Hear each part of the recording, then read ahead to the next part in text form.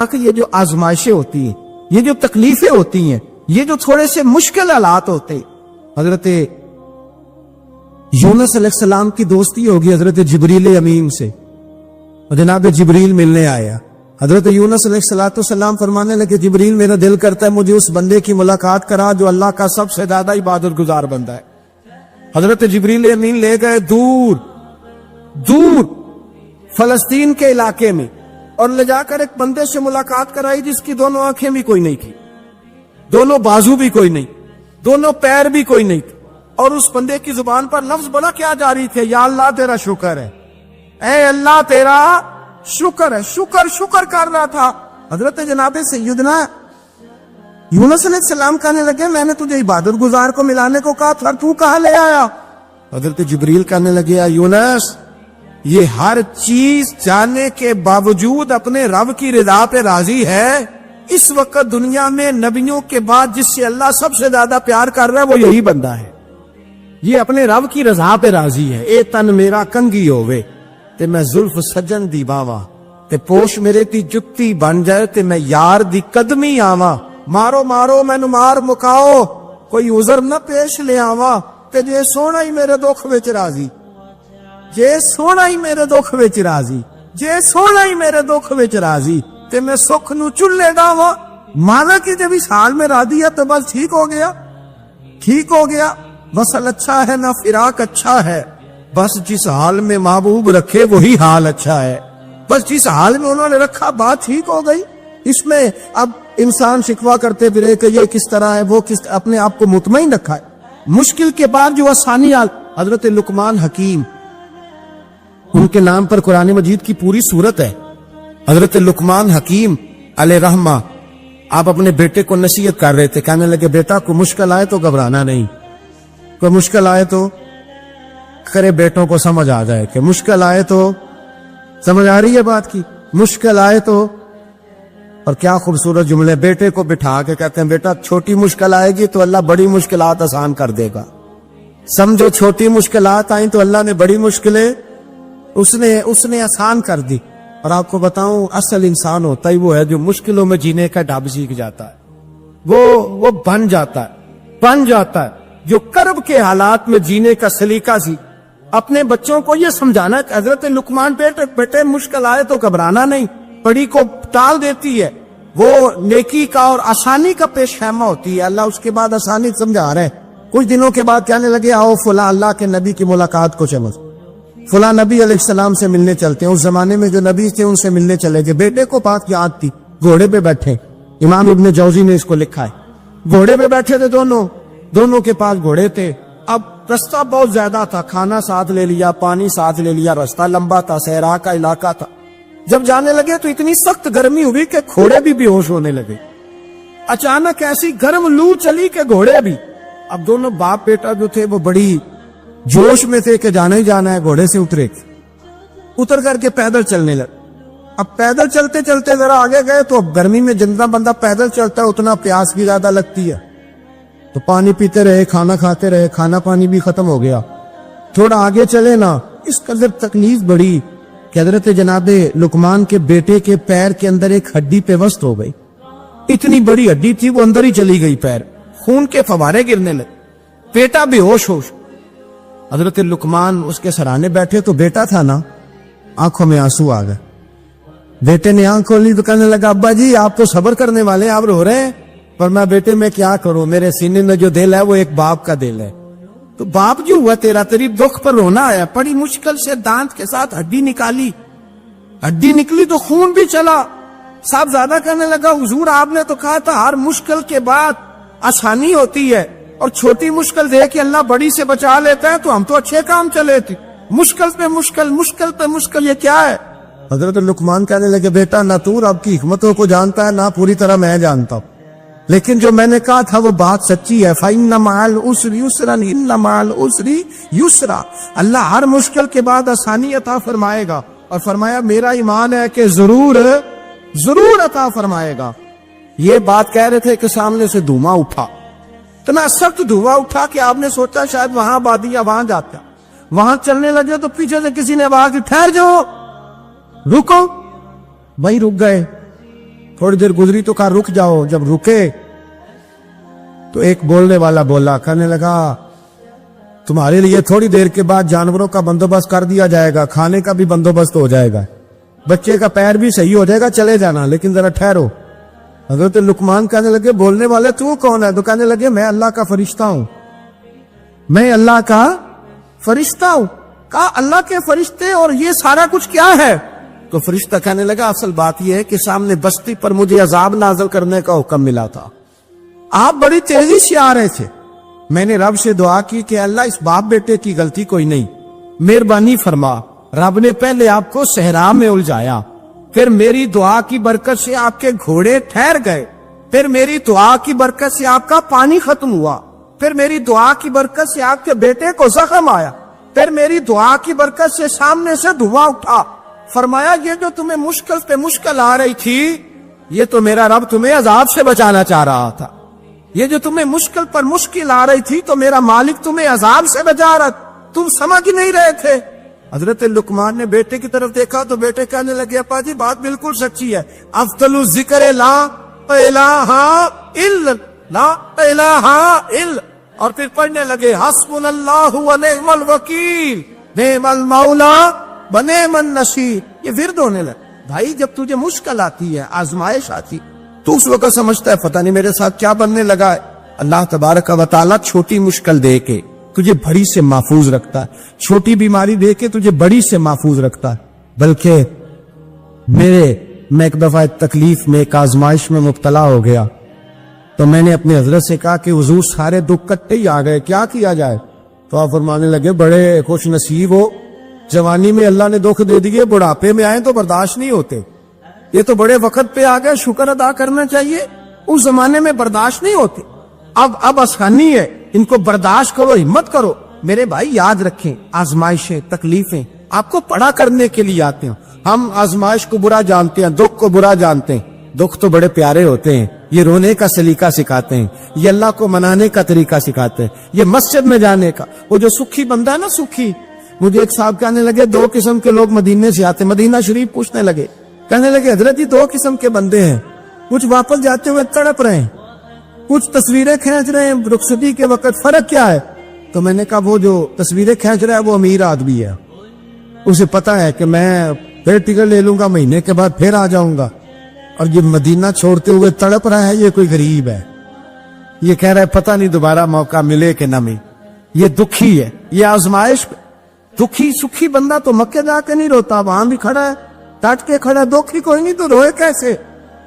रोए कैसे? दुखी दी गल दुखिया ही जाने, दुखी दी गल।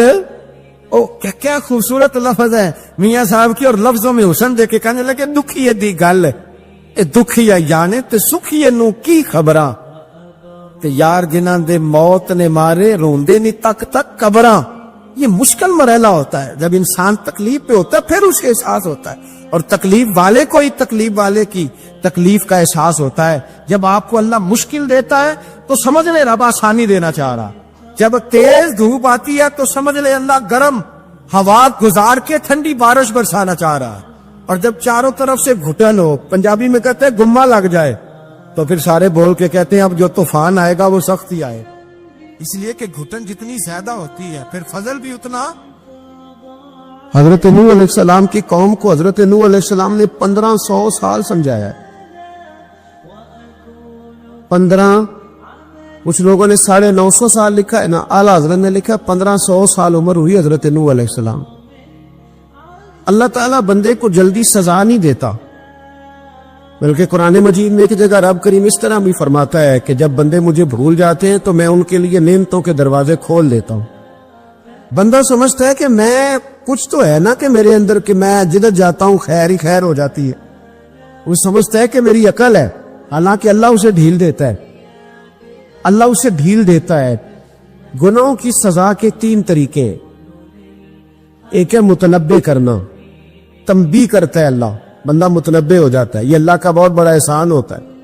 एक होता है मोहलत देना, और एक तीसरा होता है अल्लाह खुफिया तदबीर करता है। थोड़ा सा समझिएगा, इंसान पर कोई आजमाइश आई, फौरन اس کی چھٹی اس نے کہا کہ وہ فلاں جگہ غلطی کی تھی تب ایسا ہوا ہے. ہوتا ہے نا کئی دفعہ آواز آتی ہے نا اندر سے, چلے بول دے کچھ نہیں ہوتا آپ کو. اللہ جانتا ہے یہاں کوئی کچھ نہیں کہے گا آپ کو, اور ہماری تو ویڈیو بھی نہیں گھومتی, یعنی خبر بھی نہیں ہو کہ کس نے ہاں کر دی کس نے نہ کر دی. آپ بغیر ٹینشن کے بات چیت کریں, آج کچھ نہیں ہوتا انشاءاللہ تعالی. آتی ہے اندر سے آواز. میں آپ سے اس لیے ان چیزوں کی تصدیق کراتا ہوں کہ باقیوں کو بھی آتی ہے کہ نہیں, اس لیے تصدیق. کبھی کوئی کسی جگہ انسان پریشان ہوتا ہے تو محسوس کرتا ہے کہ وہاں مجھ سے ہوتا ہے نا جی, جس کو یہ نصیب ہو جائے بڑا خوش نصیب آدمی ہے. حضرت مولا علی فرماتے ہیں اگر تجھے دنیا میں سزا مل گئی تو بچ گیا ہے, سمجھ پھر اللہ کرم کرے گا, آخرت میں سزا نہیں دے گا. اور یہ یاد رکھ لے, وما اصابکم من مصیبت فبما کسبت ایدیکم ویعفو عن کثیر. اللہ فرماتے ہیں دنیا میں تجھے جو بھی تکلیف پہنچتی ہے وہ تیرے ہاتھوں کے کرتوتوں کی وجہ سے پہنچتی. ویعفو عن کثیر, فرمایا کثیر گناہ تو میں ویسے ہی معاف کر دیتا ہوں. یہ جو تیری زندگی میں دکھ ہے نا, یہ بھی میری قلیل سزائیں ہیں. یہ کثیر پر سزا, یہ قلیل ہے قلیل. یہ جو تمہاری زندگی میں تکلیف ہے, انسان کو سزا ملتی. حضرت فضیل بن عیاض رحمت اللہ تعالی علیہ گھوڑے پہ بیٹھے تھے, گھوڑا شرارت کرنے لگ گیا, اچھلنے لگ گیا, کودنے لگ گیا. تو حضرت فضیل بن عیاض نیچے اترے, ایک کونے میں جا کے نماز کی نیت باندھ لی, 2 رکعت نماز پڑھی, پھر دیر تک استغفار پڑھتے رہے, روتے رہے, دعا کرتے رہے. واپس آئے, خادم عرض کرنے لگے حضور سمجھ نہیں آئی, گھوڑے نے تھوڑی سی شرارت کی, وہ بدکا ہے, آپ نے اس کو چھوڑا ہے اور چھوڑ کر کے آپ نماز میں لگ گئے. تو حضرت فضیل بن عیاض فرمانے لگے جب بندہ اللہ کی نافرمانی کرتا ہے نا تو جو چیزیں اس کی فرما بردار ہوتی ہیں وہ اس کی نافرمانی کرنے لگ جاتی. تو مجھے محسوس ہوا تھا کہ میں نے کہیں اللہ کی نافرمانی کی ہے, اس لیے ایسا ہوا ہے کہ میرے گھوڑے نے میری, تو میں توبہ کرنے لگا ہوں. اور اب دیکھتا ہوں بیٹھ کے بھلا کیا ہوتا ہے. میں نے سچی توبہ, حالانکہ مجھے یاد نہیں کہ میں کہاں بولا, پر کھری اور سچی توبہ کی. دوبارہ گھوڑے پہ بیٹھے تو گھوڑا بالکل صحیح ہو کے ساتھ چلنے لگ گیا. میرے بھائی, جب یہ تنبیہ ہے اللہ کی طرف سے, یہ متنبہ کیا جاتا ہے کہ تو بال آ جا. بہت ساری جگہوں پہ انسان کو وقتی طور پر اگر سزا مل جائے, نبی پاک علیہ السلام کی خدمت میں ایک صحابی آئے, بات مضبوط کر دوں, واقعہ سنایا ہے نا, تو کچھ لوگ سمجھتے ہیں کہ یہ واقعہ ہے, تو میں ایک حدیث پاک امام بہقی کی لکھی ہوئی عرض کرتا ہوں. نبی پاک علیہ السلام کے ایک صحابی آئے اور ان کا سر پھٹا ہوا تھا,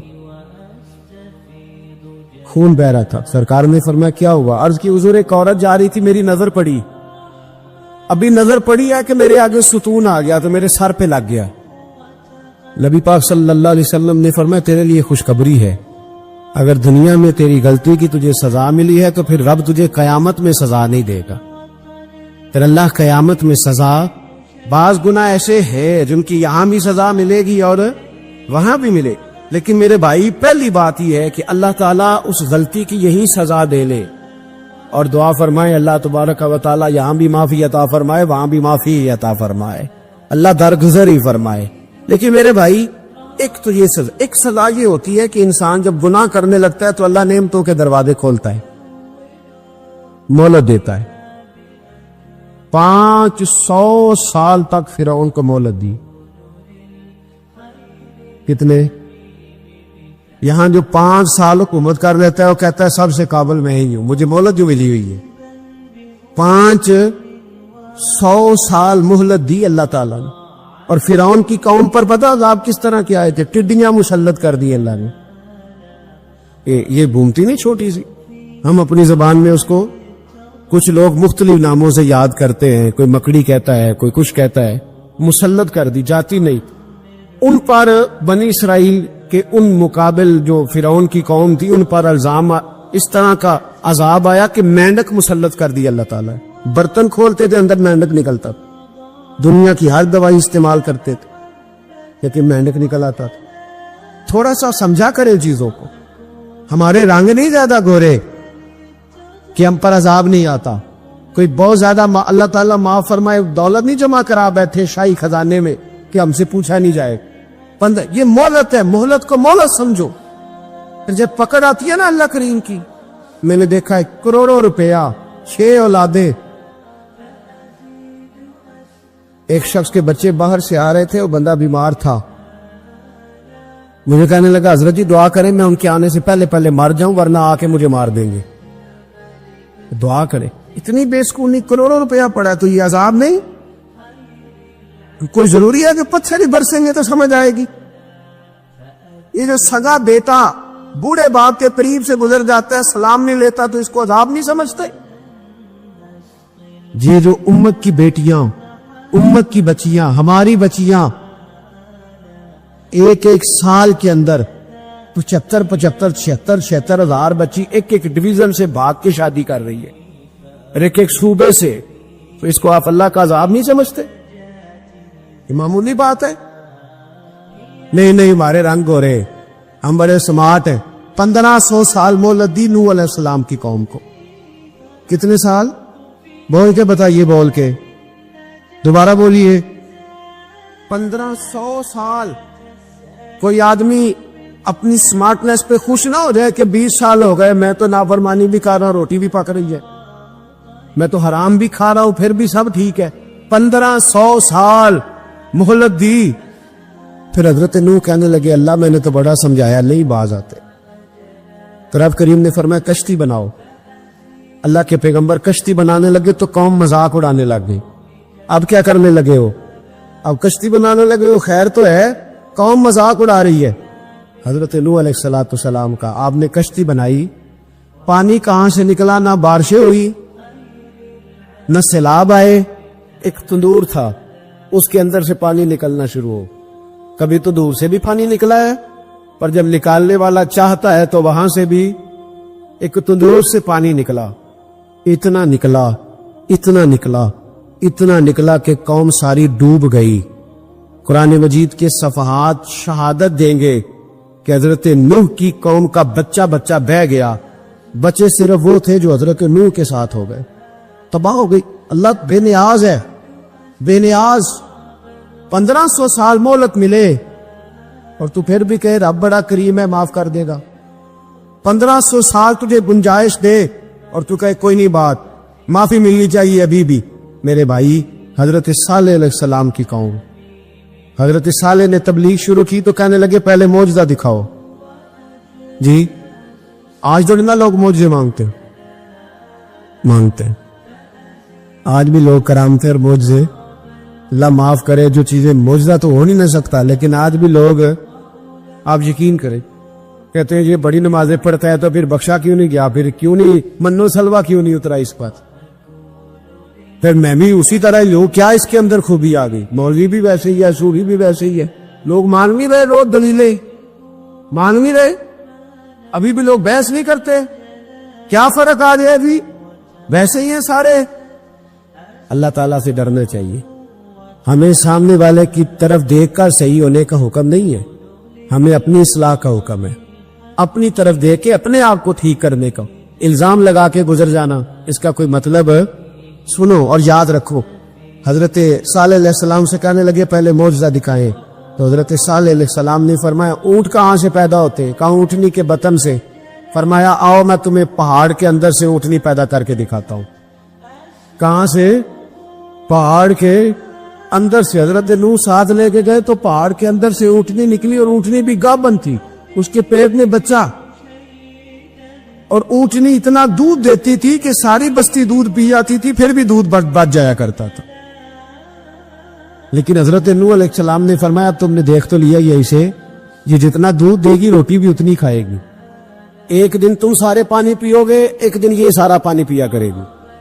ایک دن تم سارے باقی جانوروں کو گھاس کھلاؤ گے, ایک دن یہ اونٹنی ہے. اونٹنی کا نام کیا؟ ناقۃ اللہ, اللہ کی اونٹنی. کس کی اونٹنی؟ نام کیا ہے؟ اللہ کی. یہ اللہ کی اونٹنی ہے. تو حضرت نوح علیہ السلام کی اونٹنی. فرمایا اس کی بے ادبی نہ کرنا. باز نہیں آئے لوگ, باز نہیں آئے. کہنے لگا جی دودھ دینا تو ٹھیک ہے, پر یہ جو سارا پانی پی جاتی ہے نا, یہ صحیح نہیں. یہ جو ساری گھاس کھا جاتی ہے یہ نہیں تھی. دودھ دینا تو ٹھیک ہے پر یہ نہیں صحیح. آپ نے فرمایا اسے کچھ نہ کہنا, اللہ کی اونٹنی ہے. میں کہا کرتا ہوں ان لوگوں نے ناقۃ اللہ کی بے ادبی کی. حضرت نوح علیہ السلام کی اونٹنی کی ٹانگیں کاٹ دی, صالح علیہ السلام کی, اور دیکھو اللہ بڑا بے نیاز ہے، اگر پیدا کرنا جانتا ہے تو حفاظت کرنی نہیں جانتا. لیکن رب کریم نے فرمایا نہ کرنا. انہوں نے ان کے پیر کاٹ دیے، کانوں پہ چھریاں لگائیں. اونٹنی جب مر گئی، اونٹنی اللہ تبارک و تعالیٰ کی وہ اونٹنی جب مر گئی تو حضرت صالح علیہ السلام کی قوم پر رب کریم نے زلزلہ بھیجا. اذا زلزلت الارض زلزالہا، جب زلزلے آئے گے اور جب ان کا زلزلہ آنا ہے، زلزلہ آتا ہے نا، کیا کرتی ہے قوم؟ لا الہ الا اللہ، لا الہ الا اللہ، کلمے جاری ہو جاتے. بلکہ ایک دفعہ ایسا بھی ہوا کہ مسجدوں میں اعلان ہونے لگے زلزلہ آ رہا ہے. جو فجر کے لیے نہیں اٹھے زلزلے کے لیے وہ بھی اٹھ گئے. جن کا دعویٰ ہے نا میری سویرے آنکھ نہیں کھلتی، ان کی لگی نہیں کتنے گھنٹے، بعد میں بھی نہیں لگی. ٹی وی پہ اعلان ہوتے رہے کوئی نہیں آ رہا، سو جاؤ چپ کر کے. لیکن آنکھ لگی. موت سے تو ڈرتا ہے، اللہ سے ڈرتا ہی نہیں. موت کا خوف ہے، رب کا نہیں. زلزلہ آیا، ساری قوم تباہ ہو گئی. بتاؤ اگر ناقت اللہ کی گستاخی ہو تو اللہ ناراض ہو جاتا ہے، اور اگر اولیاء اللہ کی ہو، اگر اولیاء اللہ کی ہو تو رب ناراض نہیں ہوتا. شرم نہیں آتی لوگوں کو داتا صاحب کی بے ادبی کرتے، شرم نہیں آتی لوگوں کو غوث اعظم کی گستاخی کرتے، حیا نہیں آتی جنہوں نے دین پھیلایا ان کی بے ادبی. میں درد سے کہتا ہوں، رو کے کہتا ہوں، اور اگر کلیجہ پھٹ سکے تو میں دکھاؤں زخم کتنے. ایک حج کے موقع پر ایک بابا جی، اس سال 4,80,000 روپے کا پرائیویٹ حج تھا، اور بابا جی کی کیفیت کمزور تھی، بیچارے بیمار تھے. اس کے باوجود وہ گئے. بوڑھے آدمی، جا کے بیٹھیے، بزرگ، اور کتنی مشکل ہے وہاں مینا، مزدلفہ، عرفات، طواف زیارت. کتنا مشکل کام ہے طواف زیارت کرنا، طواف وداع کرنا. کس کٹھن سے حج کیا، بڑھاپے میں پیسے بھی لگائے. اور جب وہ روضہ رسول پہ گئے صلی اللہ، اور انہوں نے جا کے نبی پاک صلی اللہ علیہ وسلم کے روزے کی طرف منہ کر کے درود شریف پڑھا تو ایک ملا نے اٹھ کے کہہ دیا تو مشرک ہے. تو میری روح کانپی. میں نے کہا تجھے شرم نہیں آئی، حیا نہیں آئی؟ اس کی عمر دیکھ، کس بڑھاپے میں کہاں سے چلا، کہاں آیا. یہ مشرک ہوتا تو کسی مندر میں جاتا، یہ مشرک ہوتا تو کسی گرجے میں جاتا. یہ مشرک نہیں، یہ مومن ہے. اور یہ وہ والا مومن ہے جس کے سینے میں دل جب دھڑکتا ہے تو خالی دھڑکتا نہیں، ساتھ وہ محمد عربی پہ درود و سلام بھی پڑھتا ہے. شرم نہیں آتی لوگوں کو، اتنی بڑی گستاخی کرتے. جو روزہ رسول پہ آیا مشرک ہے. میں نے تو ایک مولوی کو صاف صاف کہا تھا، میں نے کہا اگر میں مشرک ہوں تو نکالو، مشرک کا داخلہ تو یہاں ویسے ہی منع ہے. شرم نہیں آتی؟ اپنی زبان کا پاس کرو کچھ. اتنا ظلم، اتنی بڑی فرقہ واریت امت میں، اتنا امت کو تقسیم کرتے ہو، تمہیں شرم نہیں آتی؟ جہاں سے اتحاد کا پیغام دینا چاہیے وہاں سے تم لوگوں کو فرقے کا پیغام دیتے، ایک مقصود فرقے کی تبلیغ کرتے ہو. خدا را، تو میں کہہ رہا ہوں ناقت اللہ کی بے ادبی پہ عذاب آتا ہے، تو اولیاء اللہ کی بے ادبی پہ نہیں آتا. داتا صاحب ساری زندگی تبلیغ کرتے رہے، ایک آدمی نے اٹھ کے کہہ دیا جناب وہ تو شرک کا اڈا ہے، تو رب کریم ناراض نہیں ہوتا ان باتوں سے؟ ہمیں خیال کرنا چاہیے، اللہ سے ڈرنا چاہیے. ان چیزوں سے عذاب آتا اور آ رہا ہے. اللہ تعالی ہمیں محفوظ فرمائے. اللہ ہمیں اس سے قوم لوط پہ بھی عذاب آیا. ہم جنس پرستی، مرد مردوں سے بدکاری کرتے. حضرت نوح نے سمجھایا کہ یہ کام درست فطرت کے خلاف ہے، یہ کام درست نہیں. جب انسان یہ کام کرتا ہے تو زمین اور آسمان کانپتے ہیں. اب میں کیسے کھول کے بتاؤں، میرے پاس اعداد و شمار ہے کہ پاکستان کے اندر اس کام کی کیفیت کیا ہے اور کس طرح کر کے لوگ. میں تو رونا روتا رہتا ہوں داڑھی کا. لوگ کئی دفعہ کہتے ہیں حضرت صاحب پہلے بھی آئے تھے تو داڑھی کی بات، پھر بھی آئے تو داڑھی کی بات. تو میں رونا روتا ہوں، اس لیے روتا ہوں کہ جو کلین شیو نوجوان ہوتا ہے وہ امرد کے حکم میں، اس پر وہی حکم لگتا ہے جو عورت پہ لگتا ہے. اس کے ساتھ مرد کا اٹھنا بیٹھنا اسی طرح نہ جائے گا جس طرح عورت کے ساتھ. حضرت جنید بغدادی رحمت اللہ تعالی علیہ کے سامنے ایک شخص نے کہا وہ کتنا خوبصورت نوجوان جا رہا ہے، تو آپ فرمانے لگے تو حافظ قرآن نہیں کہا؟ ہاں. فرمانے لگے جا اپنے حفظ کی خیر منا. وہ شخص کہتا ہے میں نے اس بغیر داڑھی والے کلین شیو نوجوان کو بری نظر سے دیکھا، مجھے قرآن پاک ہی بھول گیا، سارا قرآن پاک بھول. اور کتنے سال میں دعائیں کرتا رہا, بیت اللہ کے طواف کرتا رہا, میں یاد بھی کرتا تو نہیں ہوتا. کیسے اب تو ہمارا نعت کہاں بیوٹی پارلر سے ہو کے آتا ہے, ہم کسی اور کو کیا پیغام دیں. وہ پیغام, وہ نظام, وہ طریقہ کار جس کا حکم تھا شریعت میں. قوم لوط پر عذاب آیا. صحیح بیٹھتے ہوں گے بچے جو موٹر سائیکلوں پہ بیٹھتے ہیں. میں نے گجرے والا کی سڑکوں پہ بچوں کو, نوجوانوں کو جو تماشے کرتے سر عام دیکھا ہے تو مجھے ڈر لگتا ہے. اور کوئی روکنے والا نہیں, شغل ہو رہا ہے, ہنس رہا ہے, اور سامنے عورتیں بھی ہے, سب ہو رہا ہے. کتنی تکلیف کی بات. حضرت نوح کی قوم یہ کام کرتی تھی, قرآن پاک نے بیان کیا ہے. حضرت نوح نے سمجھایا, فرمایا رب کریم نے تمہیں اپنی خواہش پوری کرنے کے لیے جائز طریقہ عطا فرمایا, عورتوں سے نکاح کرو, اور اس نکاح کی برکت سے جو اللہ تمہیں اولاد دے گا اس کو اللہ تبارک و تعالیٰ تمہارے لیے باعث بخشش بھی فرمائے گا. لیکن جب قوم نہ مانی تو جو قوم لوط کا عمل کرے اس کا علاج قرآن نے بیان فرمایا کہ آسمان سے پتھر برسیں گے. پھر پتھر برسے اور جن کے بڑے بڑے اچھے دماغ تھے ان کے دماغ چکنا چور کر دیے گئے, تباہ کر دیے گئے, ان کے دماغ زمین پر بچھاڑ دیا گیا. اللہ مہلت دیتا ہے, لیکن اس کا مطلب یہ نہیں کہ انسان توبہ ہی نہ کرے. حضرت شعیب علیہ السلام کی قوم پر بھی عذاب آیا, اس لیے کہ بددیانتی کرتی تھی, ناب تول میں کمی کرتی تھی. میں نے کہا تھا شب قدر کی رات کہ یہ کوئی تماشا ہے کہ شب رات آئی تو ساری رات روتے رہے, یا اللہ معاف کر دے, یا اللہ معاف کر دے, رو رو کے چیخے مار مار روئے. شب قدر آئی تو پھر چیخے ماری, ساری رات روئے. تو جس بندے کا پروگرام ہی نہیں سویرے بدلنے کا, دکان پہ بیٹھ کے پھر وہی ناب تول میں کمی, پھر وہ اللہ تعالیٰ معاف کرے. میں ایک مضمون پڑھ رہا تھا تو وہ فوڈ کے اسپیشل لوگ تمہیں لکھا تھا مہربانی کرو ملاوٹ ہی اچھی چیز کی کر لو, مرچ میں کیری تو نہ ملاؤ اینٹوں کی, وہ تو بیمار کرتی ہے, وہ تو خون کی آنتوں کو روک دیتی ہے. وہ کہنے لگا, اور وہ کہتا ہے میں تمہیں بتاتا ہوں کون کون سی چیز ملائی جا سکتی ہے, وہ ملا لو. خدا را اس قوم پہ رحم کرو, مہربانی. ایک دوست ہے ہمارے, میں وزیر آباد میں ان کے گھر بیٹھا تھا تو ایک میڈیکل, میرا کسی شخص پہ اعتراض کرنے کا میں مجموعی بات کرتا ہوں. میں ایسے ڈاکٹروں کو جانتا ہوں جو اللہ تعالیٰ فضل کرے سچ مچ کے نیک ہیں, اچھے لوگ. تو بچے کا میڈیکل سٹور ہے, تو والد بیمار ہو گیا, تو کہتا ہے ابا جی ڈاکٹر صاحب نے کہا آپ کو ڈرپ لگنی ہے. تو سگے باپ کو ڈرپ لگانے لگا تو باپ کیا کہتا ہے پتر تیری مہربانی مینوں کوئی اصلی لائی, او نہ لائیں جڑی لوکاں نو لانے. اب وہ پیار سے سنا رہا ہے بات. میں نے اسے کہا کہ یہ تو ڈوب مرنے کا مقام ہے نا, ڈوب مرنے کا مقام. تو جس ملک کے اندر دوائی بھی صحیح نہ بکے, اصلی نہ ملے دوائی بھی, اور پھر وہ قوم کہے کہ ہم نے تو پورے روزے رکھے, ہم نے تو بڑا صدقہ اور خیرات کیا, دوائی بھی اصل نہ ملے. جناب شعیب علیہ السلام کی قوم ناب تول میں کمی کرتی تھی, تو اللہ تبارک و تعالی نے ان پر بتا عذاب کس طرح کا بھیجا. شدید گرمی ہوئی, اللہ ہمیں محفوظ فرمائے. سارے آمین کہہ دیا, دیکھے کتنا اچھا موسم کر دیا رب کریم. اللہ ہمیں محفوظ فرمائے, اللہ رحمت فرمائے.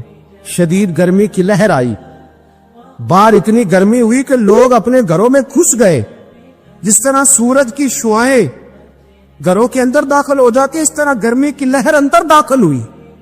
اور جس طرح کسی کو آگ لگ جائے تو وہ آدمی اچھلتا کودتا ہے نا, اس طرح یہ لوگ اچھلنے لگے اور اچھل کود کے مر گئے. جرم کیا تھا؟ ناب تول میں کمی کرتے. حضرت داؤد کی قوم بھی تباہ ہوئی. جرم کیا تھا؟ ہفتے والے دن مچھلیاں نہیں پکڑنی تو یہ پکڑتے تھے. حکم ہے نا مسلمان کو نماز کے ٹائم کوئی اور کام نہیں کرنا, نماز پڑھنی ہو. میرا خیال ہے مسلمان تو فٹافٹ آ جاتے ہیں, سارے ہی پہنچ جاتے ہیں نا مسجدوں میں. ہلکا ہلکا بول رہے ہیں, آؤ, کیوں نہیں پہنچتے؟ اگر حضرت سیدنا, اور پتہ انہیں صلاح کیا ملی, اللہ نے فرمایا اس ٹائم عبادت کر, مجھے کام نہیں کرنا, وقت نہیں ہے کام کا.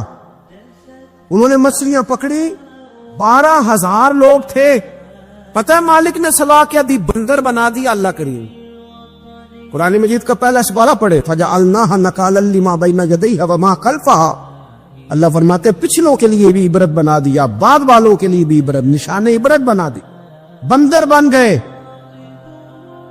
اور جو ان کے دوست جو بچ گئے تھے ان کے پیر چومتے تھے, روتے تھے. آپ کے پاس جتنی بھی نعمتیں ہیں ان کو اگر آپ شمار کریں, تو کبھی آپ کہیں گے کہ ساری نعمتوں میں آنکھ زیادہ ضروری ہے، کبھی کہیں گے کان زیادہ ضروری ہے، کبھی کہیں گے زبان زیادہ ضروری ہے، کبھی کہیں گے دل زیادہ ضروری ہے، کبھی کہیں گے روح زیادہ ضروری ہے. لیکن میں آپ سے عرض کروں ان ساری چیزوں کے بغیر گزارا ہو سکتا ہے، رسول کائنات کی غلامی کے بغیر گزارا نہیں ہو. کیوں؟ اس لیے کہ اگر حضور کی شفقت نہ ہو، نبی پاک علیہ السلام کی رحمت نہ ہو. وہ ابن القیم نے ایک جگہ پہ کہا تھا کہ یہ حضور نے ہمیں انسان بنایا ہے، یہ نبی پاک علیہ السلام نے انسانیت کے اسباق پڑھائے ہیں. اخلاقی رویے کیا ہوتے ہیں؟ حضور نے بتلائے ہیں. اگر حضور کا کرم نہ ہوتا تو انسان ایک دوسرے کو کاٹ کے کھاتا. یہ حضور نے بتلایا ہے کہ تم نے کس طرح زندگی کو گزارنا ہے. محبوب کریم علیہ السلام کا وجود نور ایک ایسی چیز ہے کہ اگر وہ کائنات سے معاذ اللہ سائڈ پہ کر دیا جائے تو اس کائنات کا قائم رہنا کسی صورت بھی ممکن ہے ہی نہیں. اسی لیے تو اقبال نے کہا تھا کہ ہو نہ یہ پھول تو بلبل کا ترنم بھی نہ ہو، چمن دہر میں کلیوں کا تبسم بھی نہ ہو نہ یہ ساکی تو پھر میں بھی نہ ہو، خم بھی نہ ہو، اور بزم توحید بھی دنیا میں نہ ہو، تم بھی نہ ہو. وہ بڑی بات کہہ گئے ہیں، میں نے بھی اس کو کوئی نہیں کھولنا. کہتے ہیں بزم توحید بھی دنیا میں نہ ہو، تم بھی نہ ہو، خیمہ افلاق کا استادہ اسی نام سے ہے، اور نبض ہستی تپش آمادہ اسی نام سے ہے. تو اقبال پھر ہمیں کرنا کیا ہے؟ کہنے لگے کرنا آپ کو یہ ہے کہ قوت عشق سے ہر پست کو بالا کر دے اور دہر میں اسم محمد سے اجالا کر دے.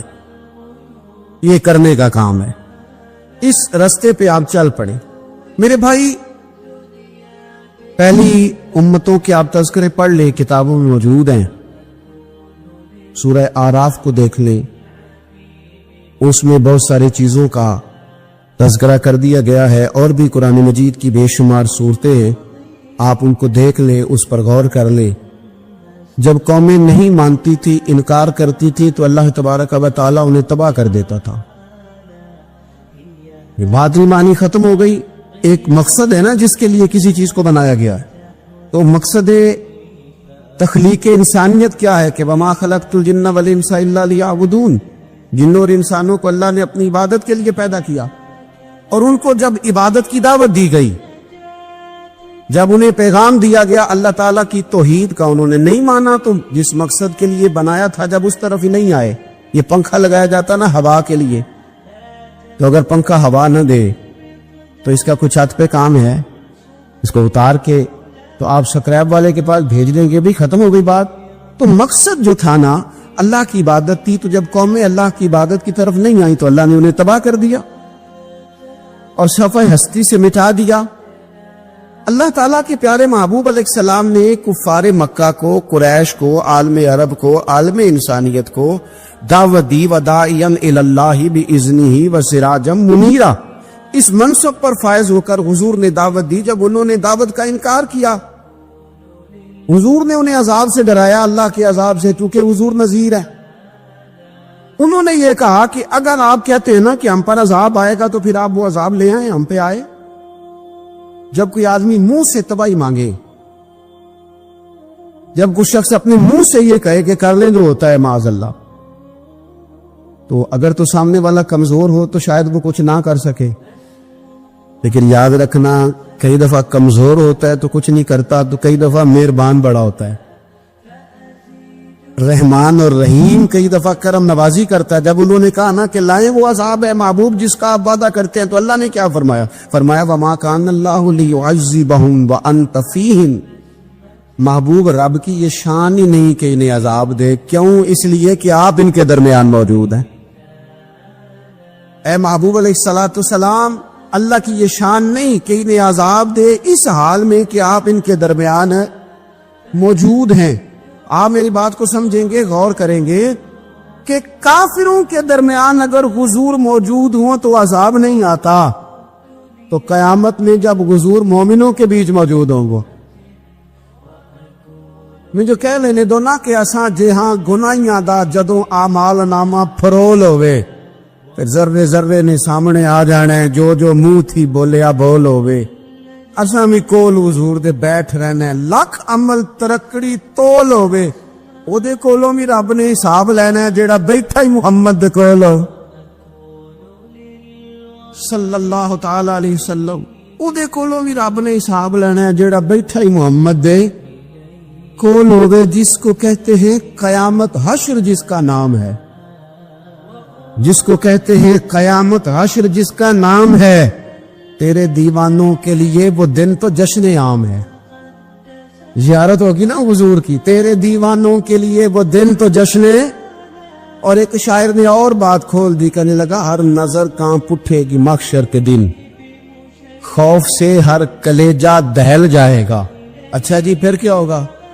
हर नजर कांप उठेगी महशर के दिन, आंखें फड़फड़ाएंगी, कांपेंगी और कलेजे फटेंगे। मंजर ही ऐसा होगा, इंसान अपने पसीने में डुबकियां खा रहा है, हिसाब का वक्त आ गया है और सूरज सवा नेज़े पे है, जमीन दहक रही है। तो कहने लगे हर नजर कांप उठेगी महशर के दिन, खौफ से हर कलेजा दहल जाएगा।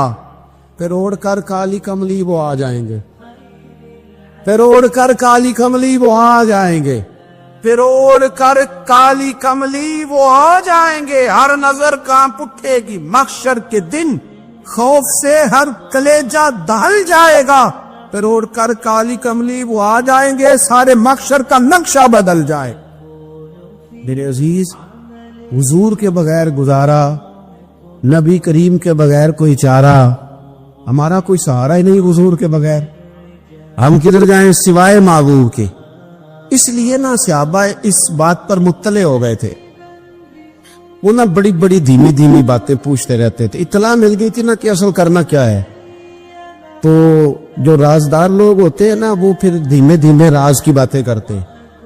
हजरत अनस बिन मालिक हुजूर के खादिम थे, अम्मा ने दे दिया था हुजूर की बारगाह में। कहते हैं मैं 10 साल मदीने में हुजूर की नौकरी करता रहा, तो करीब से देखा था ना सारा कुछ, बहुत सारी अहादीस उनसे मरवी हैं, बड़ी चीजों को देखा था। तो हम सियाने हो गए, बातें समझ गए, करीब रहने वाले लोग तो कुर्बान पछानने वाले हैं, तो गल जान गए, गल खोल दे नहीं। तो करीब पहुंच गए थे ना, तो समझ आ गई थी बात की। तो तिरमिजी में मौजूद है, एक दिन हुजूर से पूछते या रसूलल्लाह, क़यामत वाले दिन आपको कहां तलाश करूं? यानी हुजूर अलैहिस्सलाम से पूछते, हुजूर मैं ना क़यामत वाले दिन, भाई बात तो ये ना कि अमाल ठीक किए जाए, मुआमलात पर तवज्जो दी जाए, इबादत का ख्याल किया जाए, जो हमारे जिम्मे ड्यूटियां हैं वो पूरी की जाए। तो वो कहते हैं हुजूर वो क़यामत वाले दिन कहां तलाश करूं? तो हुजूर ने भी नहीं फरमाया कि तू अमाल ठीक कर, मुझे ढूंढने की क्या जरूरत है, कहां ढूंढूं? तो हुजूर फरमाने लगे मुस्कुरा के फरमाने लगे, क्योंकि कुर्बान पछाणन वाले हैं, तो ए गल जान गए, गल खोल दे नहीं। हुजूर सलाम से कहा या रसूलल्लाह मैं ना क़यामत वाले दिन कहां तलाश करूं? तो हुजूर फरमाने लगे हौज़े कौसर पे। या रसूलल्लाह वहां क्या होगा? तो फरमाया उम्मत प्यासी आएगी तो मैं जाम भर भर के पिलाऊंगा, मैं जाम भर भर के पिलाऊंगा। ऐसा कि तेरी खैर तेरे मैं कदे की खैर, ऐसी पिला के जिसका नशा उम्र भर रहे। और एक ने कहा था कि तैबा से मंगाई जाती है, सीनों में रचाई जाती है, तौहीद की मैं प्यालों से नहीं नजरों से पिलाई जाती।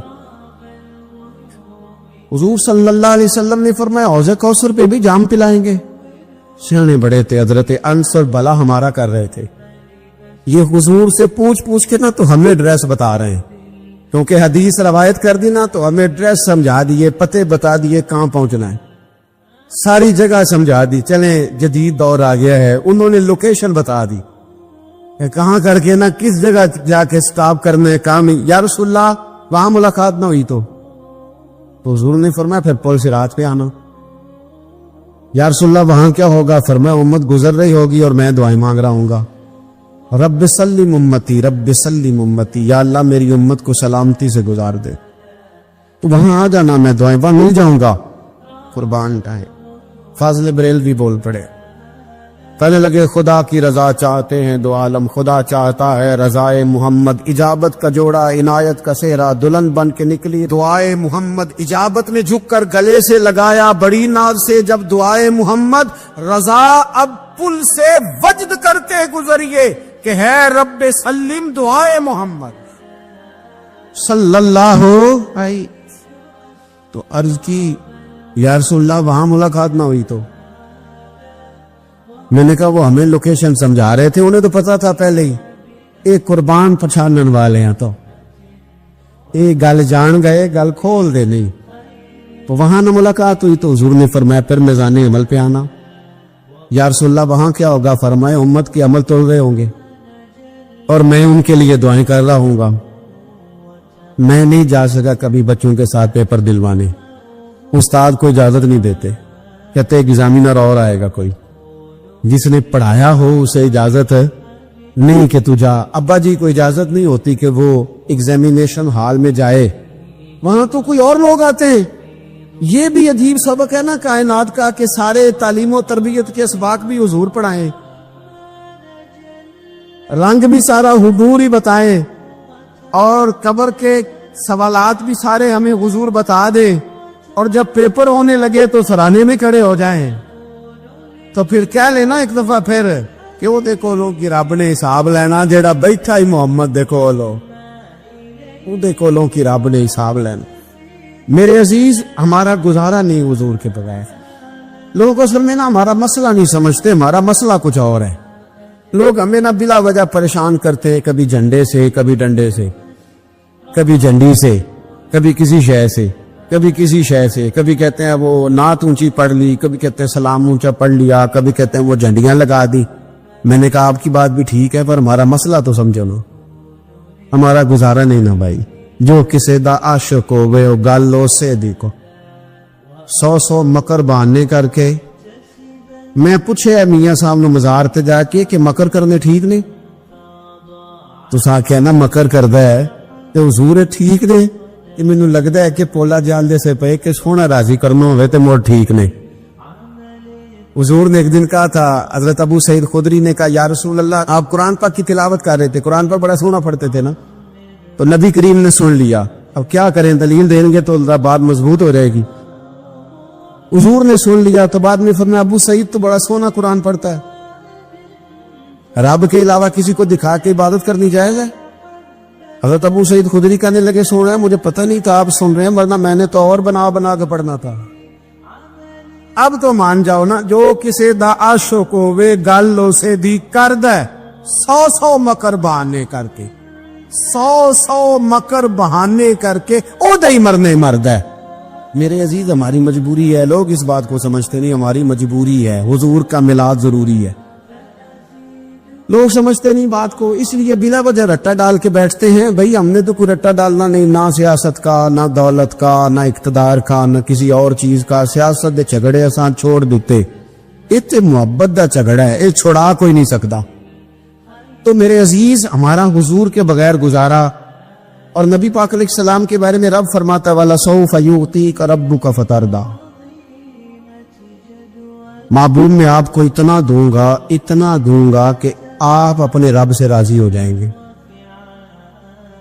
کیا کروں میں؟ اب یہ آیت اتنی شاندار ہے۔ حضرت امام زین العابدین رضی اللہ تعالیٰ عنہ سے کسی بندے نے کہا قرآن پاک میں سب سے زیادہ امید والی آیت کون سی ہے؟ اس کا خیال تھا لا تقنطوا من رحمت اللہ، کہیں گے اللہ کی رحمت سے نا امید نہ ہونا۔ اس نے کہا حضور سب سے امید والی آیت بتائیں۔ وہ کہتا میرے ذہن میں تھا کہ یہ والی آیت پڑھیں گے، تو امام زین العابدین رضی اللہ تعالیٰ عنہ فرمانے لگے سب سے امید والی آیت ہے والا سوف یعطیک ربک فترضی، رب کہتا ہے محبوب اتنا دوں گا کہ آپ اپنے رب سے راضی ہو جائیں گے۔ آیت نازل ہو گئی تو حضور پتہ کیا فرماتے ہیں صحابہ سے؟ فرماتے ہیں رب کہتا ہے حبیب تجھے راضی کرنا ہے، اور جب تک میرے سارے غلام جنت میں گئے نہ میں نے اللہ سے راضی ہونا ہی نہیں، میں نہیں راضی ہوتا اللہ سے، سارے جائیں گے تو تب تو میں تو کہتا ہی رہوں گا نا قربان پچھانن والے آتا۔ او گل جان گئے پر گل کھول دے، او گل کھول دے نہیں، پتہ چل گیا بات کا۔ حضور کے بغیر گزارا، حضور کے بغیر کوئی چارہ ہی نہیں۔ اور خود حضور کیا فرماتے، یہ سنن ابن ماجہ ہے، میرے رسول پاک صلی اللہ تعالی علیہ وسلم ارشاد فرماتے، حدیث کے راوی حضرت ابو موسیٰ اشعری رضی اللہ تعالیٰ عنہ، حضور فرماتے کہ اللہ نے مجھے اختیار دیا۔ یا رسول اللہ کس بات کا؟ فرمایا رب نے اختیار دیا، میں چاہوں تو آدھی امت بغیر حساب کے جنت چلی جائے، اور میں چاہوں تو اللہ سے اختیار لے لوں کہ یا اللہ مجھے شفاعت کا حق دے، میں سفارش کرتا جاؤں اور تو انہیں معافی دیتا جائے۔ یہ مجھے اختیار دیا اللہ تعالیٰ نے۔ تو حضور کیا فرماتے ہیں؟ فرماتے ہیں وہ آدھی امت والا سودا نہیں میں نے قبول کیا، میں نے نہ شفاعت لی ہے، کیونکہ یہ عام تر ہے اور یہ کفایت کرنے والی ہے، یہ عام بھی ہے اور کفایت کرنے والی بھی ہے۔ اور حضور نے یہ لفظ کہے، یہ سنن ابن ماجہ کتاب الزہد دیکھیے گا، اس میں روایت مل جائے گی۔ حضور فرماتے ہیں یاد رکھو تمہارا کیا خیال ہے کہ میری یہ شفاعت پرہیزگاروں کے لیے؟ خود جملہ استفہامیہ سے بات کرتے ہیں، تمہارا کیا خیال ہے کہ میری یہ شفاعت جو قیامت میں میں سفارش کروں گا تو پرہیزگاروں کی کروں گا؟ حضور فرماتے ہیں نہیں، میں قیامت میں گناہگاروں کی سفارش کروں گا، میں گناہگاروں کی سفارش کروں گا، گناہگاروں کے لیے عرض کروں گا اللہ کی بارگاہ میں۔ کچھ دن پہلے میں کہیں پڑھ رہا تھا کسی کا مضمون، اس نے تشبیہ کس طرح کی دی ہے مجھے پتہ نہیں، لیکن لکھ دی بات، کہنے لگے ایک وکیل ہوتا ہے، ایک شفیع ہوتا ہے، ایک وکیل ہوتا ہے، ایک حضور وکیل نہیں ہمارے، حضور ہمارے شفیع ہیں، شفاعت کرنے والے ہیں۔ وکیل یہ کہتا ہے جج صاحب سے کہ یہ جس کا میں وکیل ہوں نا، اس نے نا غلطی کوئی نہیں کی، اسے معاف کر دے۔ وکیل یوں بحث کرتا ہے، کہتا ہے اس نے کیا ہی نہیں، جرم معاف کرے۔ اور جو شفیع ہوتا ہے نا وہ کہتا ہے مالک اس نے سارے کیے، تو میرے آنے کی لاج رکھ اور اسے معاف کر دے۔ یہ وکیل اور شفیع کا یہ فرق ہوتا ہے کہ شفیع کہتا ہے سوڑیا سارے کیے ہیں، بڑے بڑے پاپ کیے ہیں، پر میں جو آ گیا ہوں تو مہربانی کرنا معافی دے دے۔ میرے عزیز حضور کے بغیر کہیں بھی گزارا نہیں ہے۔ ہم نے نا جب یہ بات سمجھ لی، اور پتہ ہے نبی کریم صلی اللہ علیہ وسلم نے آگے بڑھ کے خود بھی کئی مقامات پر اس بات کو کھول کر مختلف انداز میں بیان کیا۔ حضرت عبداللہ ابن عباس رضی اللہ تعالیٰ عنہ کی روایت آپ دیکھ لیں، یہ آپ کو مستدرک میں ملے گی۔ حضور صلی اللہ علیہ وسلم فرماتے ہیں قیامت کے دن اللہ تعالیٰ انبیاء کے لیے نور کے ممبر بچھائے گا، ہر نبی ممبر پہ بیٹھ جائے گا، ہر پیغمبر علیہ السلام اپنے ممبر پہ جلوہ فروز ہو جائیں گے، ہر پیغمبر۔ لیکن حضور فرماتے ہیں میرا ممبر خالی ہوگا۔ یا رسول اللہ صلی اللہ تعالی علیہ وسلم آپ کا ممبر کیوں خالی ہوگا؟ حضور فرماتے ہیں میں ممبر چھوڑ کے رب کی بارگاہ میں کھڑا ہو جاؤں گا، اور اس ڈر سے کھڑا ہو جاؤں گا کہیں ایسا نہ ہو کہ میں جنت میں چلا جاؤں اور میری امت رہ جائے۔ میں اپنی امت کی سفارش کروں گا، رب میری امت کی سفارش قبول کرے گا۔ فرماتے ہیں میں اتنی سفارش کروں گا، اتنی سفارش کروں گا کہ جہنم کا دروغہ مجھ سے کہے گا کہ محبوب کمال ہو گئی، آپ نے تو اپنا کوئی غلام دوزخ میں رہنے نہیں دیا، سارے آپ نے نکال دیے۔ کسی شاعر نے بڑی خوب بات کی تھی، اس نے کہا تھا کہ یاد رکھو قیامت کا جو دن ہے نا، یہ قیامت کا دن دراصل ہمارا وقت ہوگا خاص، جب ہم نبی پاک صلی اللہ علیہ وسلم کی بارگاہ میں جائیں گے تو ہمیں سمجھ آ جائے گی کہ دنیا میں ہم نے کئی دوستیاں لگائی تھی پر جھوٹی لگا بیٹھے، ایک دوستی سچی ہے جو مدینے والے کی ہے۔ وہ کہتے ہیں محمد بوٹیا جھوٹا ہی جگ سارا، یہ سچیاں مدینے والے دیاں یاریاں نے، سچیاں مدینے والے دیاں۔ تو نبی پاک صلی اللہ علیہ وسلم کے بغیر نہ دنیا میں گزارا ہے، نہ قبر میں گزارا ہے، نہ آخرت میں گزارا ہے۔ اب ایک سبق ہے، اس سبق بھی آپ نے ضرور یاد کرنا ہے۔ جس شخصیت کے بغیر ہمارا گزارا نہیں، نہ قبر میں، نہ عشر میں، نہ پل صراط پہ، نہ میزان عمل میں، نہ حوض کوثر پہ، تو ہمارا ان کے بغیر دنیا داری میں گزارا کیسے ہو جاتا ہے؟ ہمارا تجارت بھی حضور سے سیکھے، گھرداری بھی حضور سے سیکھے، شادی بیاہ کے طریقے بھی حضور سے سیکھیں۔ جب گزارا نہیں حضور کے بغیر تو پھر زندگی کے سارے سلیقے حضور سے سیکھیں۔ پھر ادھر ادھر جانے کی ضرورت ہے، حضور کی سیرت کو پڑھیں، سوانے کو پڑھیں، حیات مبارکہ کا مطالعہ کریں۔ یہ جو ہم میلاد کا جلوس لے کے نکلتے ہیں نا، جب ہم نے نا بہت ساری چیزوں کو سطحی سا سمجھ لیتے ہیں معاذ اللہ بعض اوقات، یہ جب ہم میدان میں نکلتے ہیں نا، میلاد کے جلوس میں حضور کے نام کا نعرہ لگاتے ہیں، تو ہم نہ للکارتے ہیں اس نظام کو جو نظام حضور سے پہلے تھا۔ امیر غریب کی تقسیم تھی، ذات برادری کی تقسیم تھی، چھوٹے بڑے کی تقسیم تھی، گورے کالے کی تقسیم تھی۔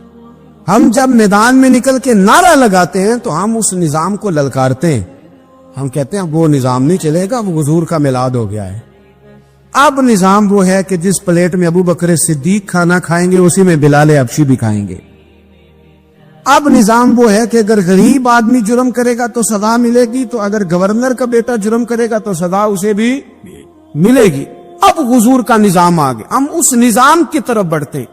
اپنے آپ کو حضور کے قدموں کی طرف مائل کرے۔ میلاد صرف 1 سے 12 ربیع الاول تک نہیں، میلاد سارا سال ہے، ذکر میلاد سارا سال ہے، میلاد کی محفل سارا، اور میلاد صرف مسجد میں نہیں، گھر میں بھی ذکر میلاد، دکان میں بھی ذکر میلاد۔ ذکر میلاد سے مراد حضور کی تعریفیں، نبی پاک کی شانیں، حضور کی باتیں، آ میرے دل آمنہ کے لال کی باتیں کہ چہرہ والشمس کے اجلال کی باتیں کرے۔ اپنی طبیعت حضور کے ساتھ لگائیں، اپنے آپ کو حضور کے قدموں سے وابستہ کریں اور عشق کریں۔